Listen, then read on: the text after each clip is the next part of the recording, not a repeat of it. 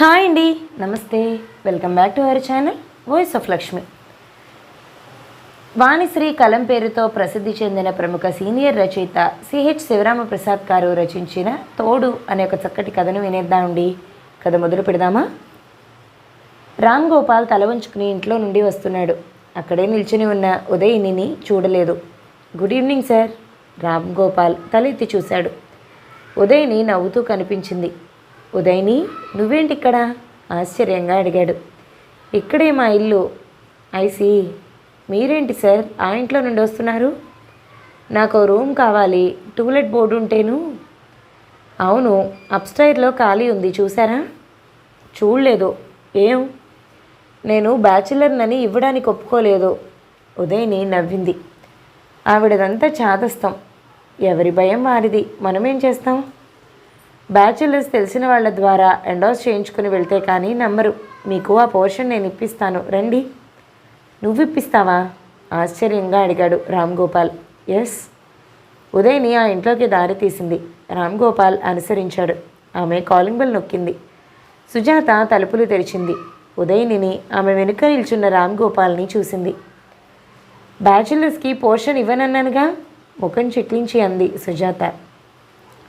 రామ్ గోపాల్ ఇబ్బందిగా ఉదయ్ని వైపు చూశాడు. ఉదయ్ని చొరవగా లోపలికి వెళ్తూ, మీరు రండి సార్ అంది. ఏంటి చెప్తుంటేనో విసుక్కుంది సుజాత. మమ్మీ, ఈయన రామ్ గోపాల్ గారు, మా కాలేజీలో లెక్చరర్, పరిచయం చేసింది ఉదయ్ని. రామ్ గోపాల్ ఆశ్చర్యంతో నోరు తెరిచాడు. ఇది మీ ఇల్లా? అయితే ఈవిడ మీ అమ్మ? ఎస్, మా ఇల్లే, మా అమ్మే అని నవ్వింది ఉదయ్ని. రామ్ గోపాల్ ముఖంలో సంతృప్తి కనిపించింది. అమ్మయ్య అనుకుంటూ సోఫాలో కూర్చున్నాడు. ఉదయ్ని ఫ్యాన్ వేసి టీవీ ఆన్ చేసింది. మీరు చూస్తూ ఉండండి అని లోపలికి వెళ్ళింది ఉదయ్ని. ఏమిటే నువ్వు? బ్యాచులర్స్కి ఆ పోర్షన్ ఇవ్వకూడదనుకున్నాం కదా. నేను ఇవ్వనని చెప్పాను అతనికి, మళ్ళీ వెంట పెట్టుకుని వచ్చావెందుకు? కూతుర్ని కోప్పడింది సుజాత. మమ్మీ, ఆయన మా లెక్చరర్, జెంటిల్మెన్ అంది ఉదయ్ని. జెంటిల్మెన్ ఒక్కడే అంత అద్దిస్తాడా? ముందు ఒక్కడే దిగుతాడు, తర్వాత మరో 2-3 చేరుస్తాడు. రూమ్లో తాగుడు తందనాలు. మమ్మీ, చెప్పానుగా ఆయన అటువంటి వాడు కాదని. చూస్తే తెలియడంలా? ముఖం చూస్తే ఏం తెలుస్తుంది? Mummy, no discussion. ఆ పోర్షన్ ఆయనకి ఇవ్వాల్సిందే, ఇస్తున్నాం అంతే. మొండి సికండి విసుగ్గా అంది సుజాత. సర్లే, కాఫీ పెట్టు సార్కి నవ్వుతూ అంది ఉదయ్ని. ఉదయ్ని ప్లేట్లో స్వీట్ బూందీ పెట్టుకుని రామ్ గోపాల్ ముందు టీపాయ్ మీద పెట్టింది. ఏమిటిది? ఏముంది, జస్ట్ స్వీట్, మీరు కానివ్వండి అంది. మీ మమ్మీకి ఇష్టం లేనట్లుంది అన్నాడు రామ్ గోపాల్. ఉదయ్ని నవ్వింది. ఆమెకి ఎవ్వరూ నచ్చరు, అంతే. తర్వాత ఉదయ్ని రాజగోపాల్ని వెంట పెట్టుకుని మేడపైన పోర్షన్ తాళం తీసి చూపించింది. మేడపైన డబుల్ బెడ్రూమ్ పోర్షన్ చాలా బాగుంది. మార్బుల్ ఫ్లోరింగ్, కబోర్డ్ అంతా మోడర్న్గా ఉంది. ముందు చాలా ఖాళీ ఉంది. చుట్టూ కొబ్బరి చెట్లు ఎత్తుగా పెరిగి నీడనిస్తున్నాయి. మామిడి చెట్టు కొమ్మలు ఖాళీ స్థలంలోకి చొచ్చుకుని వచ్చాయి. వండర్ఫుల్, చాలా బాగుంది అన్నాడు రామ్ గోపాల్. మీకు నచ్చింది కదా అడిగింది ఉదయ్ని. నచ్చక చేస్తుందా? నా అవసరం. బ్యాచులర్నని ఎవ్వరూ అద్దెకివ్వటం లేదు. నువ్వు నా స్టూడెంట్వి కాబట్టి ఏదో మొహమాటానికి ఒప్పుకున్నావు నవ్వుతూ అన్నాడు రామ్ గోపాల్. ముఖమాటం ఏమీ లేదు సార్, నెల నెల టెన్షన్గా అద్దె ఇవ్వాల్సిందే నవ్వింది ఉదయ్ని. షూర్. అంతేకాదు, నాకు ఫ్రీగా ట్యూషన్ చెప్పాలి, నో ఫీజ్. షూర్ షూర్ అంటూ పర్స్ తీసి డబ్బు ఇవ్వబోయాడు. సార్, మీరు అడ్వాన్స్ ఓనర్కి ఇవ్వండి అంది ఉదయ్ని. ఓనర్కా? ఎస్, మా మమ్మీ ఓనర్, నేను కాదు.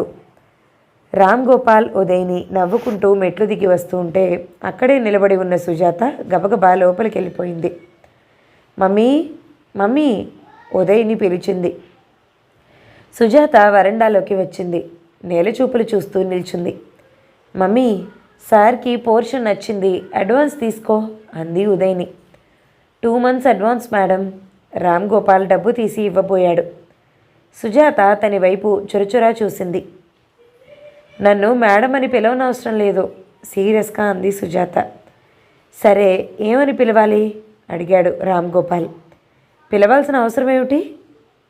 అవసరాలు అనేక ఉంటాయి, ఒకరితో మరొకరికి అవసరం ఉండదా అన్నాడు.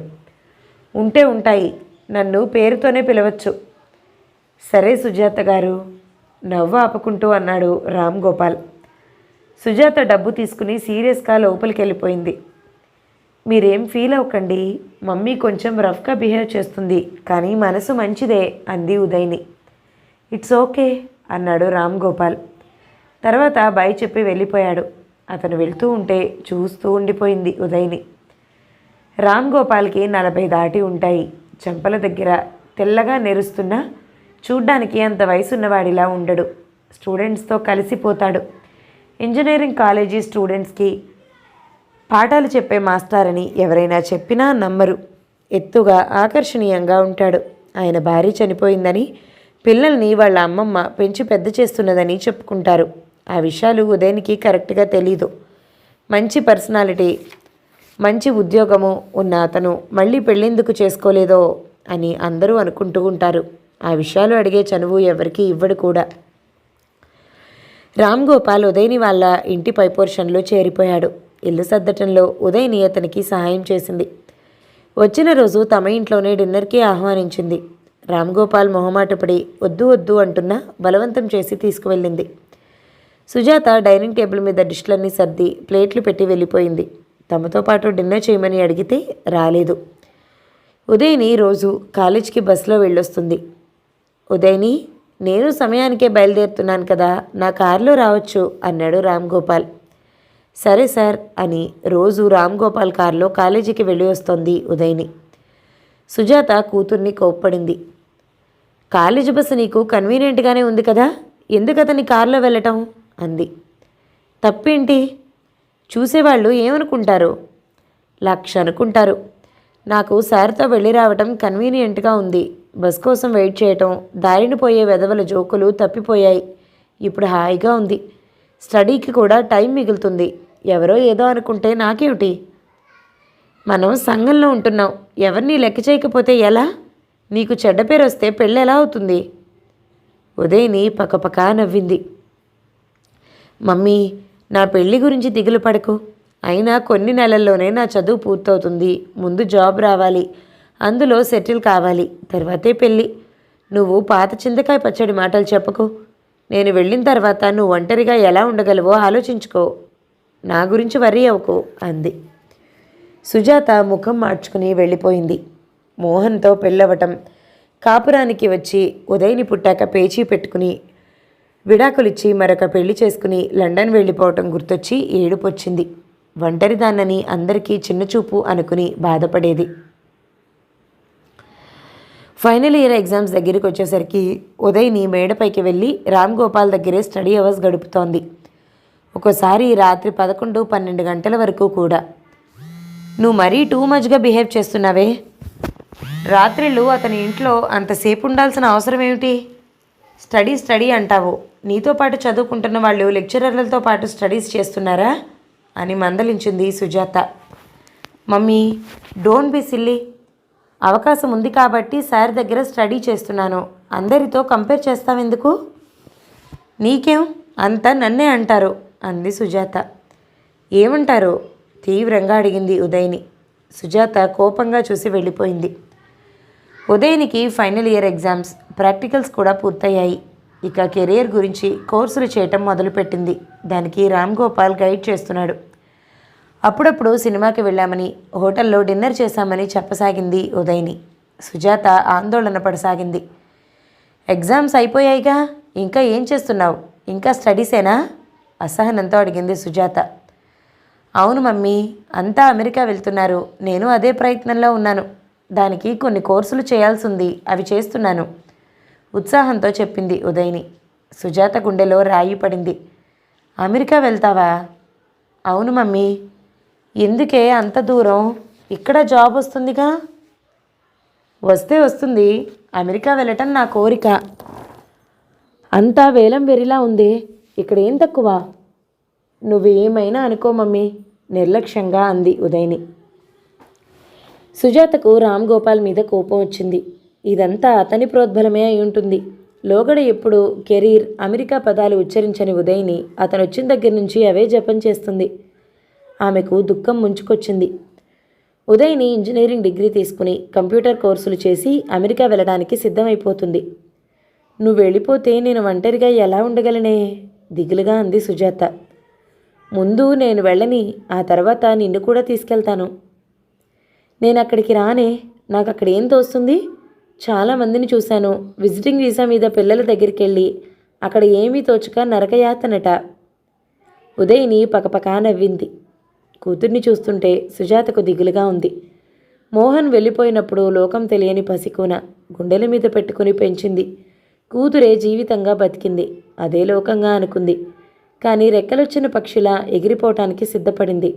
తల్లి ఎలా ఒంటరి జీవితం గడుపుతుందని కనీసం ఆలోచించను కూడా లేదు. ఎంత స్వార్థం! ఎంతసేపు తన కెరీర్, తన కోరికలు. సుజాత ఆవేదనలో మునిగిపోయింది. ఒకరోజు తల్లిని అడిగింది ఉదయ్ని. మమ్మీ, రామ్ గోపాల్ గురించి నీ అభిప్రాయం ఏమిటి? సుజాత స్థాణువైపోయింది. అతని గురించి నా అభిప్రాయం ఎందుకు? సీరియస్గా అంది. ఇన్నాళ్ల నుంచి చూస్తున్నావు కదా, జెంటిల్మెన్ అవునా కాదా? అతను జెంటిల్మెన్ అయితే నాకేంటి, కాకపోతే నాకేమిటి? నాకు కావాలి. ఏమిటే పిచ్చి పిచ్చి మాటలు మాట్లాడుతున్నావు? కొంపతీసి అతన్ని చేసుకుంటావా ఏం? ఆందోళనతో అడిగింది. ఉదయ్ని చలించలేదు. ఏం చేసుకోకూడదా? ఏం తక్కువ? నోర్ముయ్. అతని వయసు ఎక్కడా, నీ వయసు ఎంత? నీ తండ్రి వయసు ఉంది అతనికి, బుద్ధి లేదు. ఎవరు దొరకనట్టు తండ్రి వయసు దాటిన వాడిని ఇష్టపడతావా? ఏం చదువులేనివి చట్టుబండలు? గట్టిగా కేకలు పెట్టింది సుజాత. పోనీ నీ వయసుకి సరిపోతాడుగా, నువ్వు చేసుకో అంది. సుజాత మండిపడింది. కూల్ కూల్ మమ్మీ, నీ కోపం నాకు తెలుసు. నేను ఇన్నాళ్ళు నీ పెంపకంలో పెరిగి పెద్దదాన్ని అయిపోయి నిన్ను పట్టించుకోకుండా వెళ్ళిపోతున్నానని వరీ అవుతున్నావు. కానీ నేను అనుక్షణం నీ గురించి ఆలోచిస్తున్నాను.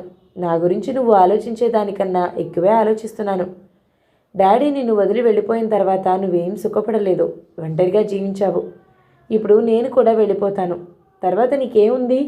నిన్ను పలకరించే వాళ్ళెవరు? సుజాతకు దుఃఖం ముంచుకొచ్చింది. ఉదయ్ని తల్లి చేతులు పట్టుకుని అంది. మమ్మీ, నన్ను చిన్నపిల్లని తీసి పారేయకు. నువ్వు ఇన్నాళ్ళు ఎలాగో గడిపినా ఇక ముందు అలా జీవించలేవు. నీకిప్పుడు 40 పైన ఉన్నాయేమో. ఇప్పుడు లైఫ్ స్పాన్ పెరిగింది. 80 ఏళ్ల వరకు జీవిస్తావు. ఎంతో జీవితం ఉంది. ఇలా ఒంటరిగా ఉంటే పిచ్చిదానివైపోతావు. నీకు తోడు కావాలి. సుజాత కళ్ళు తుడుచుకుని కూతురి వైపు ఆశ్చర్యంగా చూసింది. జీవితం ఒక ఇల్లు లాంటిది. అందులో ఉన్న 2 పోర్షన్లలో ఒకటి ఎప్పుడూ ఖాళీగా ఉండకూడదు. టూలెట్ బోర్డు పెట్టినా పెట్టకపోయినా అందులోకి ఎంటర్ అవ్వడానికి ఎవరో ఒకరు ప్రయత్నం చేస్తూనే ఉంటారు.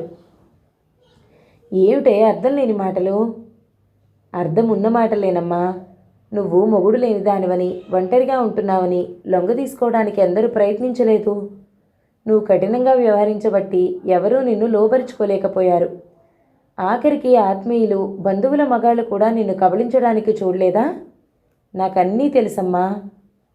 ఉదయ్ని ఇప్పుడు కన్న కూతురిలా కాకుండా ఒక స్నేహితురాలిగా కనిపిస్తోంది సుజాత కళ్ళకు. రామ్ గోపాల్ మొదటిసారి మన ఇంటికి వచ్చి నిన్ను కలిసినప్పుడు మాట్లాడిందంతా విన్నాను. వారిద్దరూ ఒకప్పుడు ప్రేమికులు. అనివార్య కారణాల వల్ల విడిపోయారు. యాదృచ్ఛికంగా టూలెట్ బోర్డు చూసి ఇంటికి వచ్చాడు. కానీ తను మళ్ళీ ఎక్కడ నీ ఆకర్షణలో పడిపోతాను అని ఎదిగిన కూతుర్ని ఇంట్లో పెట్టుకుని ఇప్పుడు చనువుగా ఉండటం మంచిది కాదని అతనికి పైపోర్షన్ అద్దెకి ఇవ్వడానికి నిరాకరించావు. అతను ఎంతో బ్రతిమాలి భంగపడి వెళ్ళిపోతున్నాడు. నేను ఏమీ ఎరగనట్టు ఇంట్లోకి తీసుకొచ్చాను చెప్పింది ఉదయ్ని. ఉదయ్ని మాటలు విని జరిగిందంతా కళ్ళకు కట్టేటట్లు గుర్తుకు తెచ్చుకుంది. తన కూతురు అతని ఆకర్షణలో పడిపోతుందేమోనని భయపడింది. కానీ దానికి అంతా తెలుసన్నమాట అని అనుకుంది. మమ్మీ, కాలంతో పాటు పరిగెత్తితేనే సుఖంగా ఉంటాం. నువ్వన్నీ మర్చిపోయి రామ్ గోపాల్ని పెళ్లి చేసుకో. జీవితాంతం నీకు తోడుగా ఉంటాడు. సుజాత అయోమయంగా చూసింది. ఉదయ్ని తల్లి భుజం చుట్టూ చేతులు వేసి దగ్గరకు తీసుకుంది. ఎవరేమనుకుంటారో ఏమిటో అన్న ఆలోచనలు నీ మనసులో నుంచి తుడిచేయి. నీ జీవితం, నీ ఇష్టం. ఇక టూలెట్ బోర్డు తీసేయి అంది ఉదయ్ని. సుజాతకు నోట మాట రావటం లేదు. ఉదయ్ని రామ్ గోపాల్ కోసం మేడపైకి పరిగెత్తింది. కథ సమాప్తం. ఈ కథ కనుక మీకు నచ్చినట్లయితే లైక్ చేయండి, షేర్ చేయండి, మంచి కామెంట్ చేయండి. మన ఛానల్ని తప్పకుండా సబ్స్క్రైబ్ చేయండి. Thank you so much for watching. నమస్తే.